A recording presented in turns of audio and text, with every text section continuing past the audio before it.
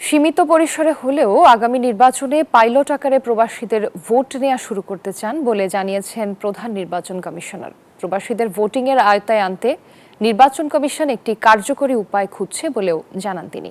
এজন্য বিভিন্ন দেশে চলমান ব্যবস্থাকে বিবেচনায় রেখেছেন বলে জানান সিইসি।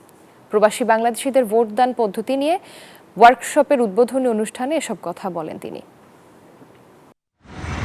প্রবাসে আছেন 1.5 কোটি ভোটার। ত্রয়োদশ জাতীয় সংসদ নির্বাচনে যেন এই ভোটাররা ভোট দিতে পারেন সেজন্য শুরু থেকেই কাজ করছে নির্বাচন কমিশন।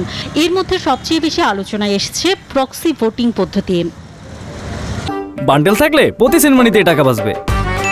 বিকাশ সেনমানি বান্ডেল কিনে জিতুন প্রতি লেনদেনে।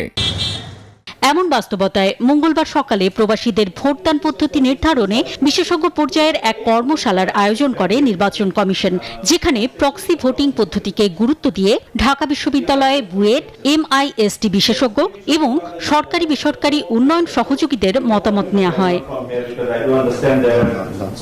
উদ্বোধনী অনুষ্ঠানে প্রধান নির্বাচন কমিশনার বলেন, অন্তর্বর্তী সরকারের মতো নির্বাচন কমিশনও আগামী নির্বাচনে প্রবাসী বাংলাদেশিদের ভোট দেওয়ার ব্যবস্থা করতে প্রতিশ্রুতিবদ্ধ।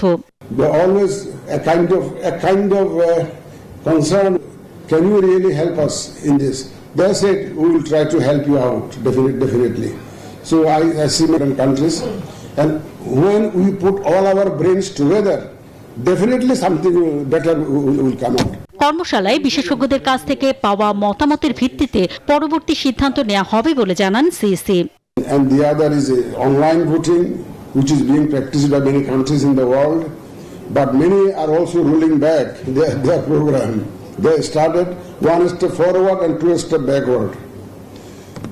And also the proxy voting. Proxy voting is one which is very much prevalent in our country, particularly in the corporate sector.